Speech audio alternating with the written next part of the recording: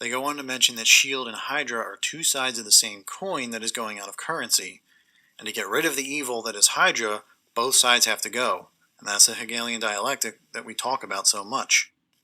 If you look at the Hydra logo, the design hides a couple of 666s in plain sight. And I noticed that if you split the logo down the middle, you'll see that they mirror each other and they oppose one another. And this is evil fighting itself in a controlled battle to advance a larger agenda. So, one more movie, James Bond's Spectre, which came out a year later, is pretty much the exact same plot, or at least the exact same premise. In Bond's world, he discovers that there's a secret, shadowy organization that has its tentacles in all forms of government, particularly in the intelligence community. They're getting ready to launch a massive surveillance program to take down all of their enemies and to subdue humanity, and to effectively bring about a new world order. Same thing is happening in Captain America with Project Insight. It's no coincidence then that both of these organizations have just about the same logo, tying into that squid or octopus that the elite love so much. They have their tentacles in almost everything, and they're enveloping the world with it. So this was 2014, this is 2015. In 2013, I don't know if you know this or not, but the NSA and NASA announced that they launched a satellite called NROL 39. And here's the catchphrase for the logo they came up with: "Nothing is beyond our reach," and it has the squid with its tentacles all over the globe. And it just happened to coincide with the time that Edward Snowden defected and released all that information. And I just want to point out real quick here, this is not how you keep a secret. This is how you make an announcement. So again, this is them coming out in the open and waving hello, saying, "We exist." This is why they're being cartoonishly sinister in their approach here. We know about these surveillance programs and all this other stuff because we're supposed to. So why is it? Why are they putting themselves out in the open? And the concept is called externalization of the hierarchy. And you've heard me say time and again that the system is exposing its own corruption. This is entirely what I'm talking about. I just relabeled. This book was written by an occultist. She's, I think she was a student of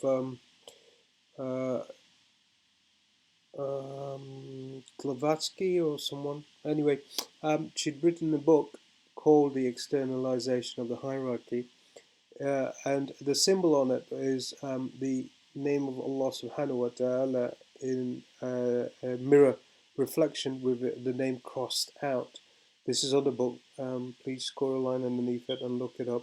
It's a occult book and a very important book by occultists and very high up in Masonry.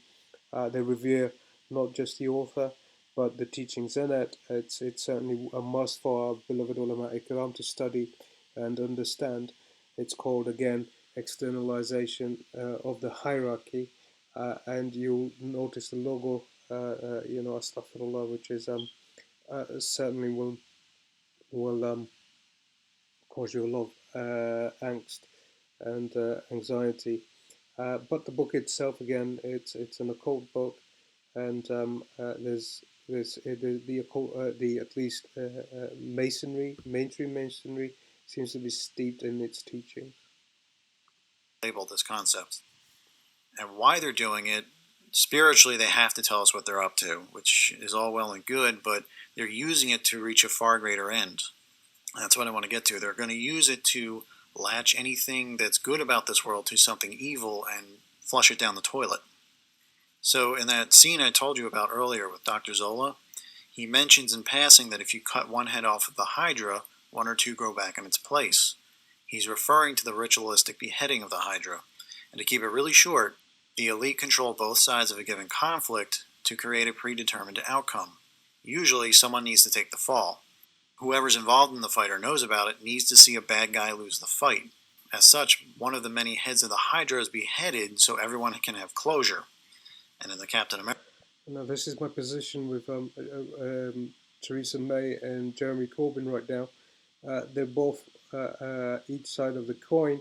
Their strings being pulled at the top. I've always, since I was 16, I don't think I've ever voted at all.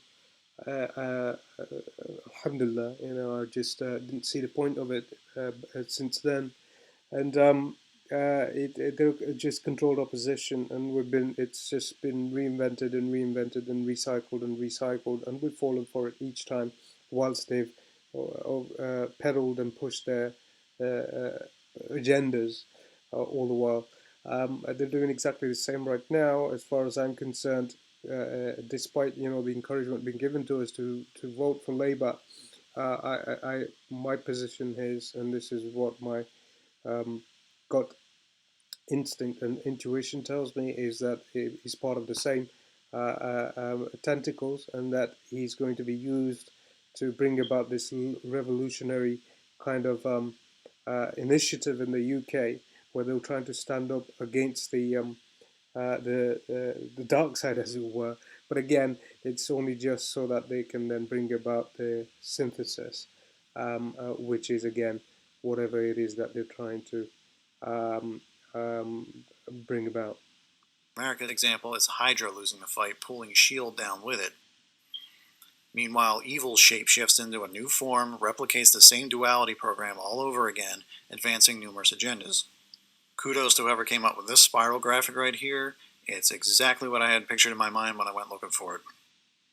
So if you got anyone in your life who won't believe in something like that, it just sounds too stupid, it's right out of the movies, it would never happen. A lot of this stuff is public information. I'm not going to go into depth about Operation Paperclip. If they know those movies, tell them to go look up Reinhard Gehlen. He is everything I just talked about. One person surrounded himself with Nazi war criminals, created an entire intelligence apparatus that is still in effect today in Europe. So I want to end on this point, which is that most truthers out there seem to think that the fact. Here you go. This is the exact process that I was referring to right now. And on a micro level, this is what they're about to do in the UK. Okay? They're trying to pull this off, and hence why we're seeing all these false flag attacks in the UK, whether it be pitting the extreme left EDL against the Muslim demographic in the country, or whether it would be just general, maybe perhaps let's say the Conservative against Labour, and those other things. All of that we're seeing an increase in frequency everywhere, and the whole point is to bring about martial law. From martial law, they'll use Jeremy Corbyn to bring this about, and we've seen him right now recently, a Glastonbury quote from an occultists, again trying to revolutionise and mobilise the masses to turn against a corrupt regime. But he's part of this. It's again a wolf dressed in sheepskin. And then what you've got is they will then exert themselves. We've got the war coming again on a macro level. Internationally, you'll find the same kind of situation play out, where the war will come, and then following which they'll offer their version of peace. And this is where, as I understand it, it will be the world being introduced to Ad-Dajjal and the Antichrist at this point. Okay, so this is yet to come, and this is why you see the face mask, the guns. So you've got nuclear war, radiation. You've got guns. You've got a lot of people dying, death, and suffering. And this is a mural that's at an airport in America. Um, it's not come to mind where exactly, Colorado or somewhere, but it's there anyway. And then you've got this mural there as well, which is the piece that would follow it. And this is the, I guess, the utopian society that they intend to bring about with the Antichrist, the Dajjal and on a micro level, you see the same kind of play out in the UK. Right now, as we speak, this is where we're at. They're trying to bring this about. Okay? Following which, you're already seeing Jeremy Corbyn taking his instructions from the shadow elite to revolutionize the masses. Then what we're going to see is a clampdown, but I think this is going to amalgamate with the international platform and the war that's taking place. And this is the piece that the world's going to be offered following which. And this is pretty much what's going on and what's unfolding on the Fascist police state will be the New World Order, when in fact it's a means to an end. If you've been awake for even 6 months, you know the basic premise of the revolution. The global elite are losing control and they don't like it, and the more truth that comes out about them, the more they'll need to clamp down on our rights and subdue us by force, taking us into global war and financial collapse. That's this section over here. The call for revolution is telling us that if we rise up and fight them, we can stop them. But if you look at their murals at the Denver International Airport, you can see that they know all about this awakening. They want it to happen. And you can see war personified coming in and slicing through society, killing peace. And later on, the world has conquered it and united under the banner of peace. So keeping it really simple, we're going to be put through a really dark phase. Having lost control, evil will come right out in the open and bare its fangs at humanity. They are forcing themselves out in the open where corruption can be seen. Now, keep in mind the union of opposites, where every truth gets paired with a lie and everything good is paired with something evil. The bigger and darker they go, the more truth they can misrepresent in the worst way possible. And this is why they're externalizing an overtly corrupt hierarchy. It has served its purpose and it needs to auto-destruct to bring in the new age. Like I said earlier, people need someone to resist and they need to see the bad guys take a dive. By the time that happens, they'll take down our current society with them and everything that was good about it. This is ritually beheading the Hydra. And it's all meant to prep survivors to accept peace at any cost and to bring about a false spiritual awakening. Will it be this simple? No. On the surface, it'll be chaotic and fragmented as possible. But you can see how we're being pitted against one another in this fight. Many people on the right think they're resisting the globalist agenda, and many people on the left think they're about to resist a fascist regime, at least here in America. Unfortunately, both sides are controlled by the same invisible powers. And this is why a very potent question is resurfacing. Which side of history will you choose to be on?